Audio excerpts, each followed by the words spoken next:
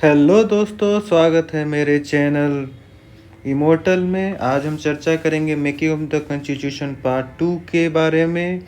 पिछले वीडियो में हम लोगों ने देखा कि कैसे संविधान सभा की मांग एम.एन. रॉय ने की थी 1934 में, जो कि वामपंथी विचारधारा के प्रखर नेता थे। उसके साथ ही भारत में 3 सदस्यीय कैबिनेट मिशन भेजी गई, जिसके सुझावों के आधार पर भारत में संविधान सभा के गठन की प्रक्रिया शुरू हुई। इस सुझाव के महत्वपूर्ण बिंदु ये थे कि ब्रिटिश प्रांत में सीटों का आवंटन 3 प्रमुख समुदायों के बीच उनकी जनसंख्या के अनुपात में किया जाना था। ये 3 समुदाय थे मुस्लिम, सिख व सामान्य, जिसमें मुस्लिम और सिख शामिल नहीं थे। और साथ ही साथ देशी रियासतों में सीटों का निर्धारण या आवंटन उनके जनसंख्या के अनुपात में किया जाना था। फिर हमने संविधान सभा की विभिन्न बैठकों के बारे में भी देखा, इसके सदस्य कौन कौन थे उसके बारे में भी देखा। साथ में हमने ये भी चर्चा की थी कि कैसे जवाहरलाल नेहरू ने संविधान सभा के प्रथम बैठक में ही उद्देश्य प्रस्तावना को पेश किया था 13 दिसंबर 1946 को ही, और इसे सर्वसम्मति से स्वीकार कर लिया गया था। फिर मुस्लिम लीग के बॉयकॉट के कारण संविधान सभा के सीटों में परिवर्तन की गई थी। उसके साथ हम लोगों ने ये भी देखा कि संविधान सभा के महत्वपूर्ण कार्य कौन कौन से थे, जैसे कि अलग अलग समितियां बनाना, प्रारूप समिति, अल्पसंख्यकों के लिए समिति, संघ शक्ति समिति, ये सब के बारे में देखा। साथ ही हम लोगों ने ये भी चर्चा की थी कि कब राष्ट्रमंडल, राष्ट्रीय ध्वज, राष्ट्रगान, राष्ट्रीय गीत तथा भारत के राष्ट्रपति के रूप में किनको चुना गया और वो कौन से डेट थे। अभी संविधान सभा के कुछ प्रमुख समितियों के बारे में हम लोगों ने जो चर्चा की थी, उसमें 8 प्रमुख समितियां थी, जिसमें 3 नेहरू के पास थी, 2 पटेल के पास, राजेंद्र प्रसाद जी के पास 2 और अंबेडकर साहब के पास 1 समिति थी। इन सभी समितियों में सबसे महत्वपूर्ण समिति जो थी वो थी प्रारूप समिति, जिसको संविधान के निर्माण के कार्य को सौंपा गया था। इसका गठन 29 अगस्त 1947 को किया गया था। ये 7 सदस्यीय समिति थी, जिसके अध्यक्ष स्वयं डॉक्टर भीमराव अंबेडकर थे। और इस समिति ने 2 साल 11 महीना 18 दिनों के बाद संविधान का निर्माण किया, जो कि 26 नवंबर 1949 को संविधान सभा के बैठक में पारित कर दिया गया, और इसमें उपस्थित सारे सदस्य उस समय के इस पर सिग्नेचर किए थे। और हम लोगों ने ये भी देखा कि गणतंत्र दिवस 26 जनवरी 1950 को ही क्यों मनाया जाता है, जबकि संविधान का निर्माण और उसका स्वीकरण हम लोगों ने 26 नवंबर 1950 को ही कर दिया था। तो ये थी पार्ट 1 की कहानी। अभी हम पार्ट 2 के बारे में पढ़ेंगे, जिसमें हम पिछले घटनाओं के आगे क्या हुई उसके बारे में विशेष रूप से चर्चा करेंगे। हम लोगों ने देखा था पिछले वीडियो में कि 26 जनवरी 1949 को संविधान सभा की बैठक में संविधान को स्वीकृत और पारित कर दिया गया।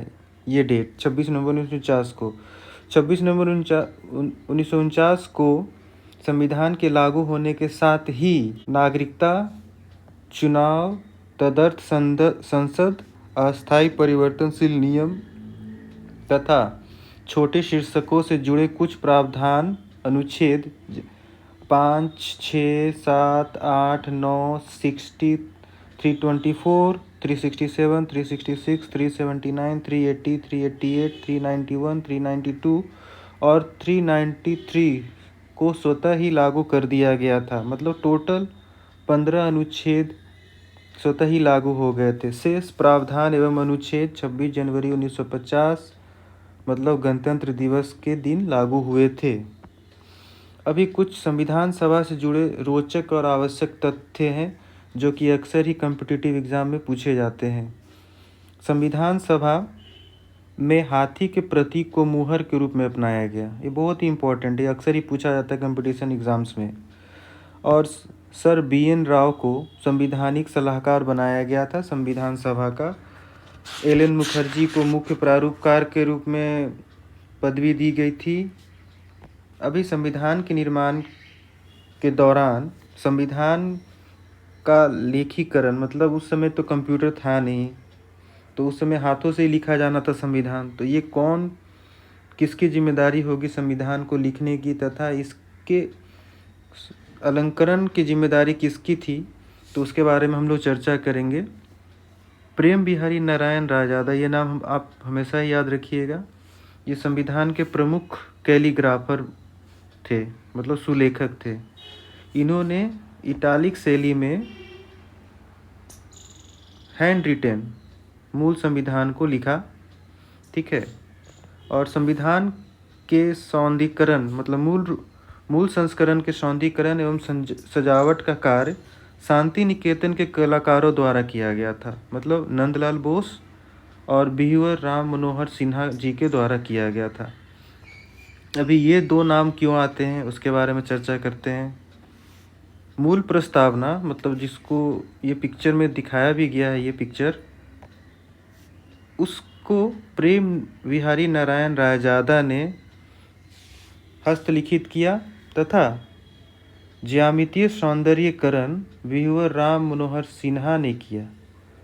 ओके, तो ये इंग्लिश प्रारूप का, मतलब इंग्लिश संस्करण का मूल लेखन प्रेम बिहारी नारायण रायजादा ने किया तथा उसका सौंदर्यीकरण बिहुवर राम मनोहर सिन्हा जी ने किया।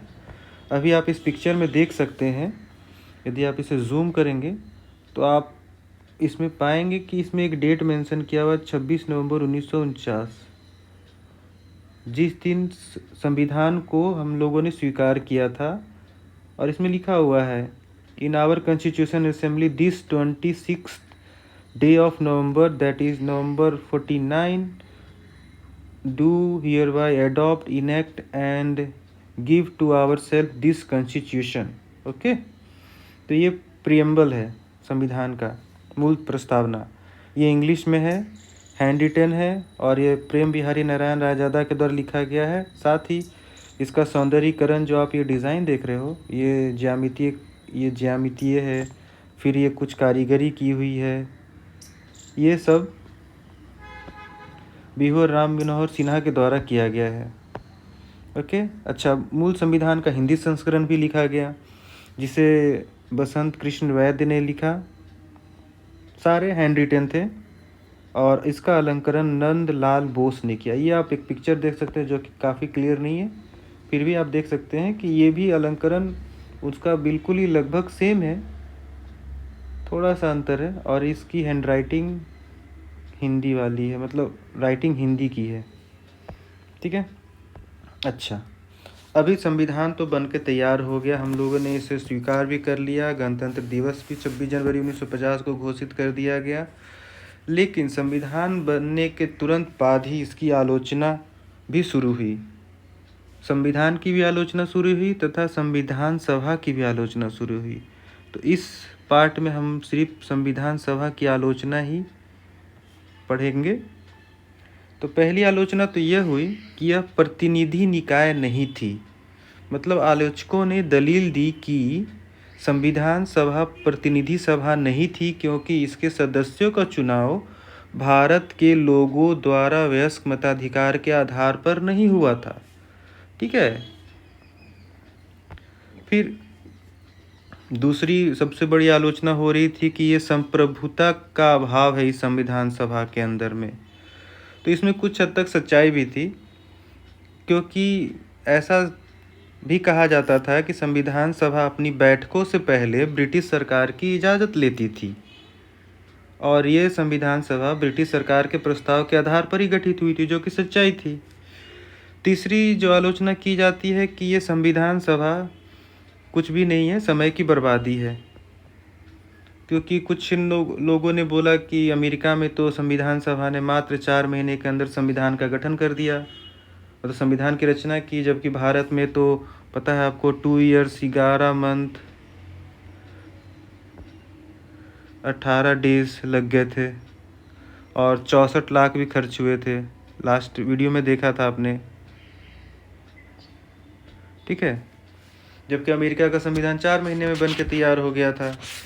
इसी तरीके से कनाडा का संविधान 2 साल 6 महीने में बन गया था और दक्षिण अफ्रीका का संविधान 1 साल में ही बन गया था। तो लोगों ने इसे अपवहन समिति भी नाम दिया था अपने संविधान सभा को। चौथा जो सबसे बड़ा आरोप लगता था और आलोचना होती थी वो था कि इसमें कांग्रेस के लोगों का प्रभुत्व है। ये कहा था ग्रेनविले ऑस्टिन ने। एक्चुअली आप देखेंगे पिछले वीडियो में कि जब संविधान सभा के लिए सीटों का चुनाव हुआ था तो उसमें 208 सीटें कांग्रेस को मिली थी, मतलब भारतीय राष्ट्रीय कांग्रेस दैट इज़ INC को मिली थी। तो इसलिए संविधान विशेषज्ञ ग्रेनविले ऑस्टिन ने टिप्पणी की कि संविधान सभा एक दलीय देश का एक दलीय निकाय है, सभा ही कांग्रेस है और कांग्रेस ही भारत है। ठीक है। पांचवा जो आलोचना इसकी होती है कि इस संविधान सभा में वकीलों और राजनीतिज्ञों का प्रभुत्व है। इसका मतलब कि संविधान सभा में वकीलों और नेताओं का बोलबाला था और लोगों ने यह भी कहा कि समाज के अन्य वर्गों को पर्याप्त प्रतिनिधित्व नहीं मिला और उनके अनुसार संविधान के आकार और उसकी जटिल भाषा के पीछे यही मुख्य कारण है। हाँ, क्योंकि इसमें वकील और राजनीतिक ज़्यादा थे तो वो अपने संवैधानिक और कानूनी टर्मों का यूज़ करके ये संविधान को निर्माण किया गया था। और छठा आरोप जो सबसे बड़ा आरोप लगा था इस पे कि यह संविधान सभा में हिंदुओं का प्रभुत्व है। संविधान सभा में हिंदुओं का वर्चस्व था। कुछ आलोकों के अनुसार लॉर्ड विस्काउंट ने इसे हिंदुओं का निकाय तक कह दिया था। इसी प्रकार विंस्टन चर्चिल ने टिप्पणी की थी कि संविधान सभा ने भारत के केवल एक बड़े समुदाय का प्रतिनिधित्व किया है।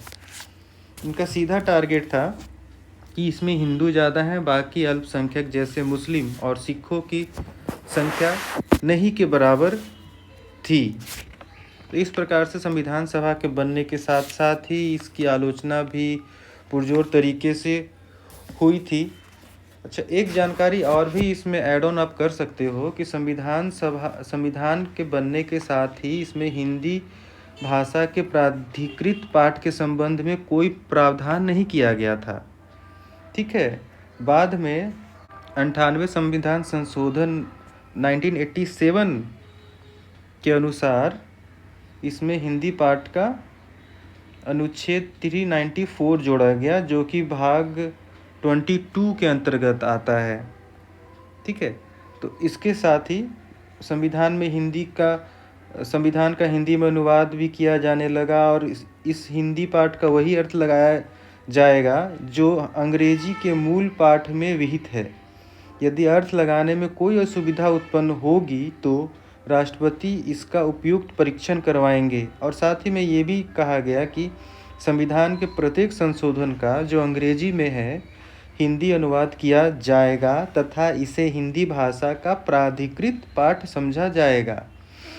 और इसके एक और महत्वपूर्ण अनुच्छेद में ये प्रावधान था कि इसके अंतर्गत राष्ट्रपति द्वारा करवाए गए अनुवाद का प्रकाशन इस प्रकार होगा ताकि संविधान का हिंदी में अनुवाद यदि इसमें किसी प्रकार के संशोधन की आवश्यकता होगी तो केंद्रीय अधिनियम द्वारा हिंदी के लिए स्वीकार किए गए भाषाई रूप एवं शब्दावली को ही अपनाया जाएगा। संविधान के सभी संशोधन प्रकाशन से पहले सम्मिलित भी किए जाएंगे तथा साथ में ही सभी संविधान के प्रत्येक संशोधन का जो अंग्रेजी में है हिंदी अनुवाद किया जाएगा।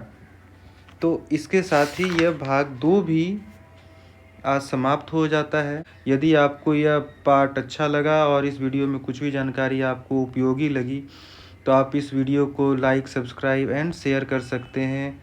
तब तक के लिए जय हिंद।